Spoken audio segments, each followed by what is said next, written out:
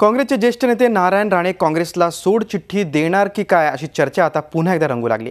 नारायण राणे सर्वांनाच हवंहवंसं वाटणारं व्यक्तिमत्व असल्याचं सूचक वक्तव्य महसूल मंत्री चंद्रकांत पाटील यांनी केले। त्यामुळे नारायण राणे भाजपच्या मार्गावर आहेत की काय अशा चर्चेला पुन्हा उत आलाय। गेल्या काही दिवसांपासून राणे काँग्रेस सोडणार अशी चर्चा रंगली। राणेंनी मात्र ही शक्यता काही दिवसांपूर्वीच फेटाळून लावली। मात्र आता चंद्रकांत पाटलांसारखे भाजपच्या ज्येष्ठ नेत्यांच्या सूचक वक्तव्यामुळे आता पुन्हा एकदा राणेंच्या पक्षांतराची चर्चा जोरात रंगू लागली। नारायण राणेंचं एक वैशिष्ट्य आहे की ते शिवसेनेमध्ये जाणार अशी पण चर्चा चालते, ते बीजेपीमध्ये जाणार अशी चर्चा चालते, ते काँग्रेसमधून कधीच जाणार नाही अशी चर्चा चालते।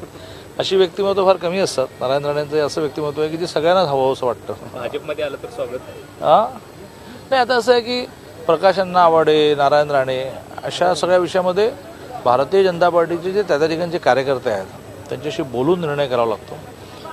याचा अर्थ नकारात्मक निर्णय असतो असं नाही, परंतु बोलून निर्णय करावा लागतो। आमचे सगळे नेते जे आहेत, प्रामुख्याने आमचे रावसाहेब दानवे राज्याचे अध्यक्ष, हे कोकणातल्या कार्यकर्त्यांशी बोलतील।